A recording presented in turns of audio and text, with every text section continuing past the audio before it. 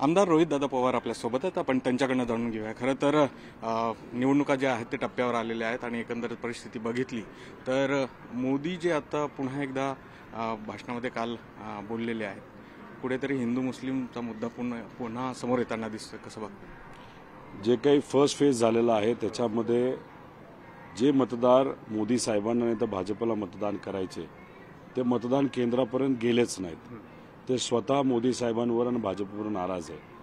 आणि हे सगळे सर्वे बघितल्यानंतर भाजपला 180 सीटसुद्धा त्यांच्या येत नाहीत अशी परिस्थिती आज देशामध्ये आता निर्माण झालेली आहे. आणि मग विकास जो केला नाही त्या विकासावर ते बोलतात आणि ते लोकांना खोटं वाटतंय. तर मतदान विकासावर काही त्यांना मिळत नाही असं दिसतंय. परभणीला जेव्हा मोदी साहेब गेले होते तिथं शेतकऱ्याला आज जे काही पिकाला भाव मिळतात ते 2014च्या आधी जे मिळायचे होते त्याच्यापेक्षा कमी मिळतात. अशी परिस्थिती असताना आज किती काय बोललं तर लोक त्यांच्यावर विश्वास ठेवत नाही. मग आता ओरिजिनल स्टाईलमध्ये भाजप आलेला आहे.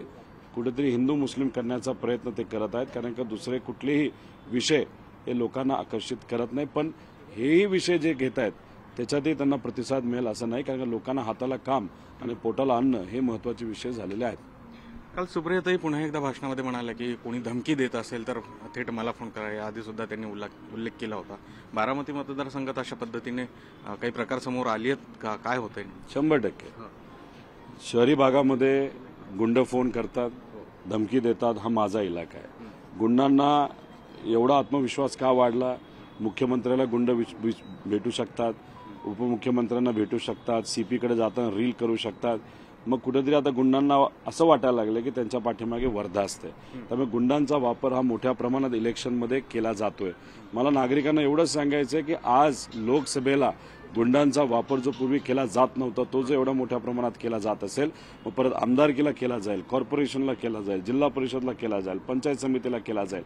आणि उद्या जाऊन आपल्या घरातल्या ज्या मुली आहेत, माता भगिनी आहेत, ते बाहेर निघणं सुद्धा अवघड होईल. कारण का आपल्या गल्लीपासून ते फार गावापर्यंत तिथं फक्त टवाळ पोरच आपल्याला तिथं दिसणार आहेत. तुम्ही बारामतीमध्ये गुंडांचा वापर केला जातो? 100% गुंडांचा वापर हा शहरी भागामध्ये केला जातो. त्याच्याचबरोबर सभेमध्ये सुद्धा काही ठिकाणी आपल्याला गुंड बघायला मिळतात. त्याच्याचबरोबर इतर ठिकाणी ग्रामीण भागामध्ये मलिदा गँग एक प्रकरण आहे. ज्यांना फक्त काम पाहिजे, कॉन्ट्रॅक्ट पाहिजे, पैसा खूप मोठा आहे, त्यांचा वापर करून तिथे असलेल्या सामान्य कार्यकर्ते आणि पदाधिकारी आणि नागरिकांवर सुद्धा दबाव मोठ्या प्रमाणात आणला जातो. विरोधकांवर ही वेळ का आली असं वाटतं गुंडांचा वापर करण्यापर्यंत?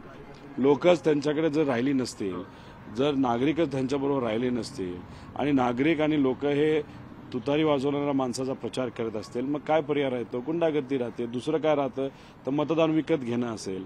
आता पदाधिकाऱ्यांना विकत घ्यायचा प्रयत्न ते करत आहेत. बचत गटाला 10-10, 20-20 हजार रुपये देण्याची चर्चा ही कुठेतरी सुरू झालेली आहे. आणि मला असं कळतंय आता ही चर्चा आहे, आता जे लोक चर्चा करतात आणि जे विश्लेषक चर्चा करतात असं कळतंय की कुठेतरी अजितदादा मित्रमंडळाकडनं बारामती लोकसभा मतदारसंघामध्ये सुप्रियाताई आणि पवार साहेबांच्या विरोधात जे भाजपचं उद्दिष्ट आहे की साहेबांचं राजकीय भवितव्य कुठेतरी अडचणीत आणण्याचं, त्यासाठी 150 कोटी रुपयाचा वापर हा इलेक्शनमध्ये केला जाईल. लोक, मतं, बचत गट आणि इतरही काही गोष्टी यंत्रणा विकत घेण्यासाठी.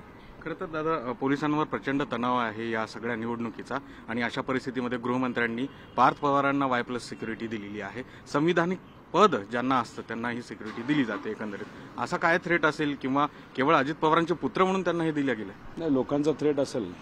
सामान्य नागरिक चिडून बिडून अंगावर आले तर त्यांना YZ सिक्युरिटी कुठली द्यावी लागेल. Y कमी दिली, जरा Z नाही तर Z+ नाही तर मोदी साहेबांसारखी द्यायला पाहिजे होते. शेवटी कसं असतं की मोठ्या नेत्याचे ते पुत्र आहेत आणि अजितदादा खूप मोठे नेते आहेत. इतके मोठे नेते आहेत की महाराष्ट्र सोडून फक्त बारामती लोकसभा मतदारसंघच ते आता बघतायत. भाजपने जे करायचं ते केलं, मग आता जे करून दाखवलं त्याच्यात थोडंसं आपलं मुलांना बरं वाटावं म्हणून असं 3-4 गाड्या मागे पुढे असतील तर ते म्हणजे तुम्ही नेत्याच्या मुलाला गाड्या देतायत, पोलीस देताय आणि इथं कोयता गँग बिंदास फिरते. तिथं गोळीबार तिथं होतोय. गोळीबार कलाकाराच्या घराच्या सलमान खानच्या बाहेर झाला की CM साहेब भेटायला जाते आणि गरिबाची पोरं तिथं मरतायत. त्याबद्दल कुणी काय करत नाही. त्यामुळे हे सरकार VIP सरकार झालेलं आहे आणि यांना फक्त VIPची पोरं आणि VIP संस्कृती ही फक्त जपायची. पण एकंदर बघितलं तुम्ही या संदर्भामध्ये आक्षेप घेणार आहात का? गृहमंत्र्यांनी त्यांना जी सिक्युरिटी दिली. कशाला आक्षेप घ्यायचा? आता 2024लाच महाविकास आघाडी सरकार येतील तेव्हा आपण बघू काय करायचं. आणि देवेंद्र फडणवीस साहेबांना काय सांगायचं ते या पिढीला, म्हणजे आमच्या पिढीला सिरियस नाही असं म्हणतात.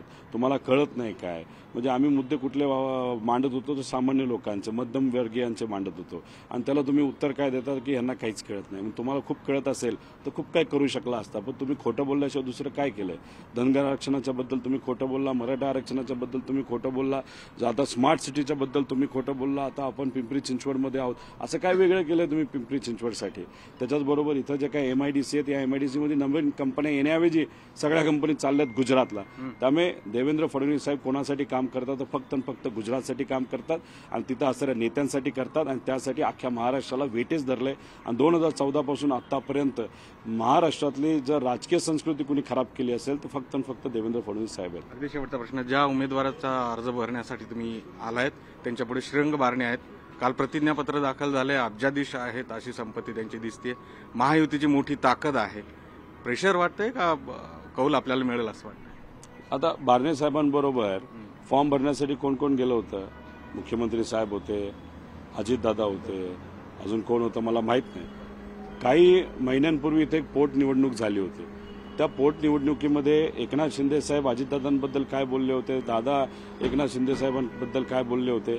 आणि गेल्या वेळेस जेव्हा इथं माझा भाऊ उभा होता लोकसभेसाठी, तेव्हा सर्व कार्यकर्त्यांनी प्रचार केला होता. कोणाच्या विरोधात?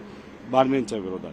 मी पार्थ पवारांना सांगतो, तू माझा भाऊ आहे, तुझा बदला तुझे वडील घेत नसतील तर आम्ही इथं घेणार आहोत. बारणेंना आम्ही नक्कीच पाडणार आहोत, आणि इथं बारणेंच्या विरोधात जो उमेदवार आहे 100% मी निवडून आणणार आहे. मी फक्त काय बोलतो, मी एक सामान्य कार्यकर्ता, म्हणजे सर्व कार्यकर्ते इथं असणारे पदाधिकारी निवडून आणणार. त्यामुळे तुझे वडील हे तुझ्या विरोधात असले तर मी तुझ्या बरोबर आहे, इथली कार्यकर्ते बरोबर आहेत. इथं जो आपलं मशाल आहे, मशाल 100% निवडून येईल असा विश्वास पार्थलाही देतो आणि सर्व नागरिकांनाही देतो. अर्थातच ही जी निवडणूक आहे ती जनतेने हातात घेतलेली आहे, आणि मतदार महाविकास आघाडीला कौल देतील या सगळ्यावर स्पष्टीकरण देताना रोहित पवारांनी सांगितलेलं. व्हिडिओ जर्नलिस्ट गणेश कदमसह गोविंद वाकडे, न्यूज 18 लोकमत, मावळ.